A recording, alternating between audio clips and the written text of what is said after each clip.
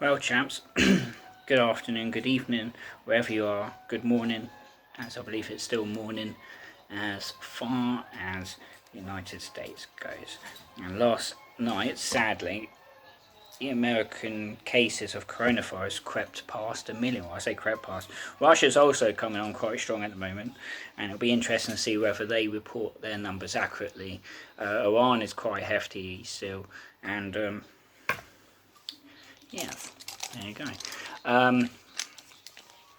We won't go into the hows and whats. If a man can't understand why people have reacted the way they have done to injecting, inhaling, consuming and all the rest of disinfectant, but don't forget, we all have the force within us, the light shineth from outside. It's a little bit early in the afternoon for this, but I kind of like the image as such that some people have, not many of me. It's so depressing that it doesn't fill to the top to begin with, of like a glass of wine in one hand, and helps if you don't spill it on your hand. Smoking jacket, pipe. I need a pipe. I don't smoke, but let's put the cork back in. I'm not gonna.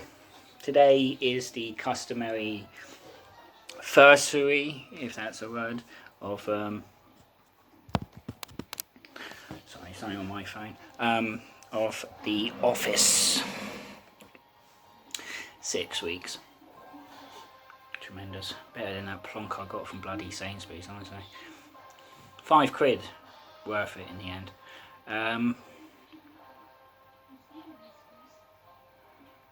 As I keep saying, the idea of these isolation vlogs is to sort of give you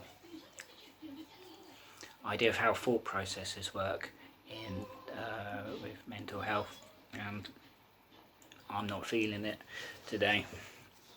I'm still uploading my bloody Bond thing. I've got to stop saying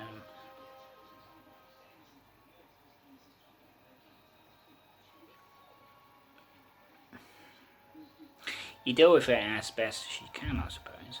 I can never put into words how you deal with it. People will say to me, ask me even, the Mental Health Trust, how is it you keep going or something. You have to, don't you?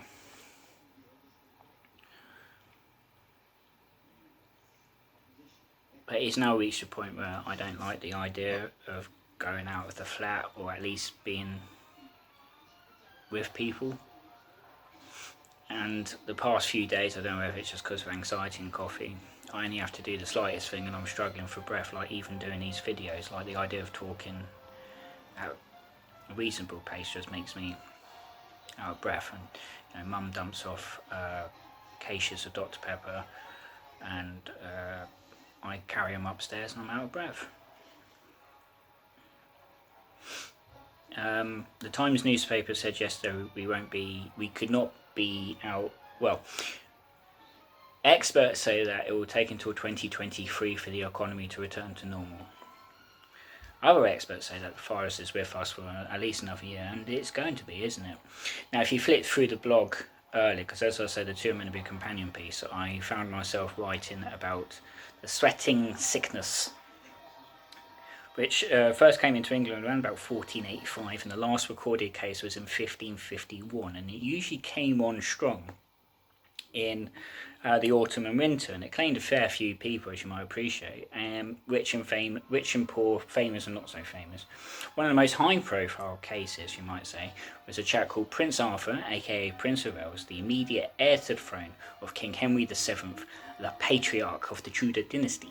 And indeed, they reckon that some people theorise that this sickness came into the country via the French mercenary chaps that Henry Tudor hired, or at least asked to come over. No one knows where it comes from. or where it came from. No one knows the originating sort of DNA fabric, or whatever it is. Virus experts call epidemiologists. I shot my tongue there, which I didn't anticipate. And no one knows where it went, really. I mean, viruses obviously disappear. We don't have the Black Death anymore in this country. We don't have the Spanish flu. But it came and went. And Prince Arthur would have become king. He was married at the time in 1502 to Catherine of Aragon. And he died of illness, which people now say was the sweating sickness. And English history changed forever. Much like the abdication crisis of 36 and various other things along the way, it's intriguing to think of how English history might have been different. Assuming Arthur became king and lasted a few years on the throne, and Henry, his younger brother, might not well have become king. Or in that time, Henry would have taken his time going about having heirs to the throne, and indeed might have had male heirs to the throne by the time he became king, becomes king for a few years, and we get Henry the Ninth and all the rest of it. The Tudor dynasty might well have lasted into the 17th century, because who knows if, say, Elizabeth had married in the time she was, well away from the throne and had children of her own. You don't know, do you?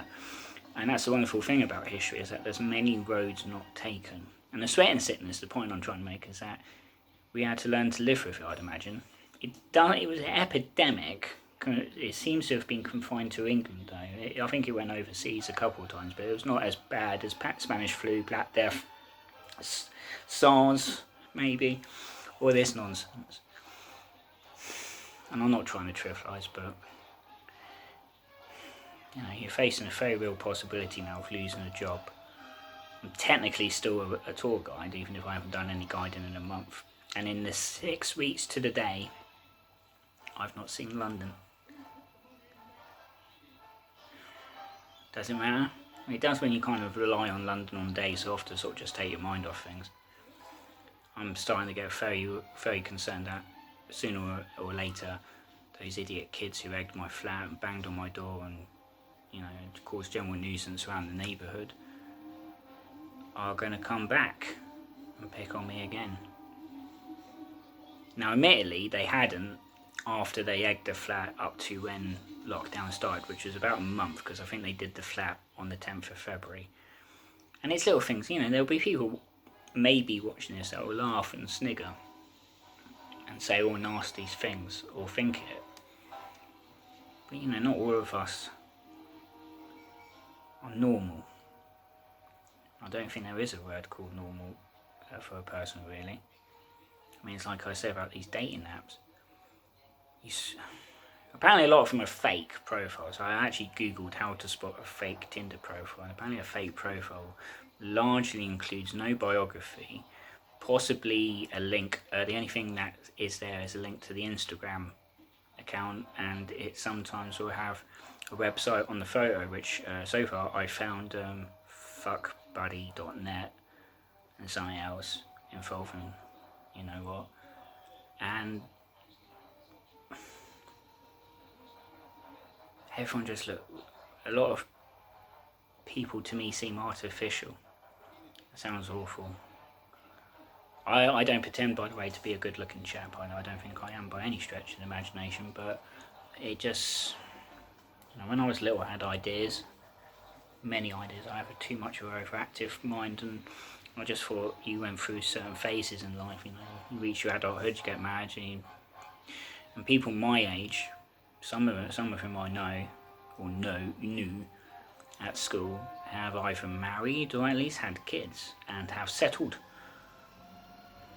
And the profiles of women, and they are women, I keep saying girls, I'm not trying to be derogatory, they've got children. Some of them have managed to have 4 children since and they're 28, so I don't know. But they've had children, they've had life experiences. They've been married, maybe. I've only found one profile that says they've never had a girlfriend. Otherwise, the only people that like my flaming thing are Chinese. And that's another fake account, apparently. If they reply as soon as you match, then it's a bot.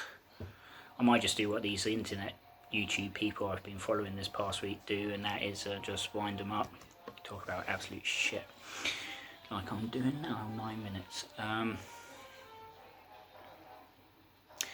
If you haven't, if you like James Bond, by the time this video is uploaded, please check out my Dr. No through to Thunderball review. I'm going to be doing your own little price soon as far as watching the film goes, and then I'm going to try and record it. See if you chaps are listening. A shout out, as the kids say, to Chloe, Julia, Fraulein Julia, Sorka, her cat, the chairman, because I'm willing to bet that cat's around somewhere. Luca, Iona,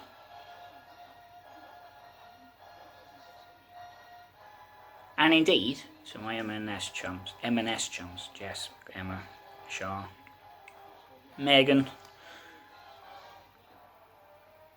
and others.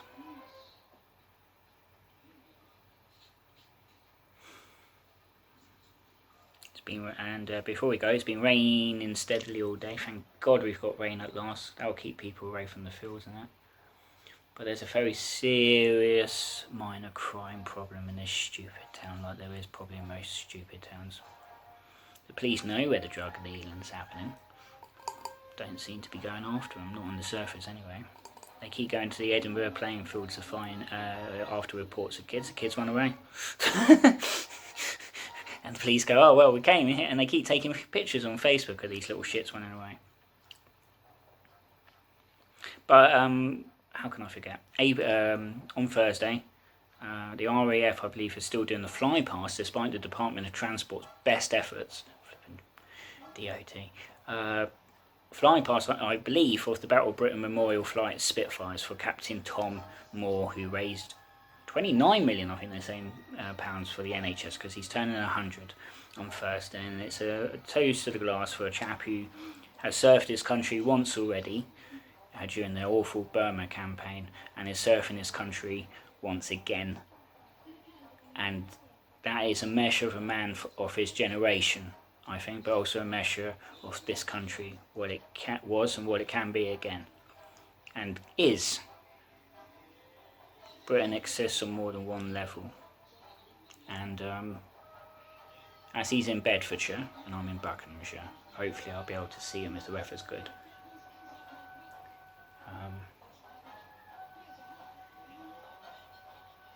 Take your jet fighters, take your fancy stealthy planes that the Americans have sold us, the F-35, and rub them all out of existence. Nothing sounds more like the sound of freedom than the Rolls-Royce Merlin engine of a Supermarine Spitfire. So,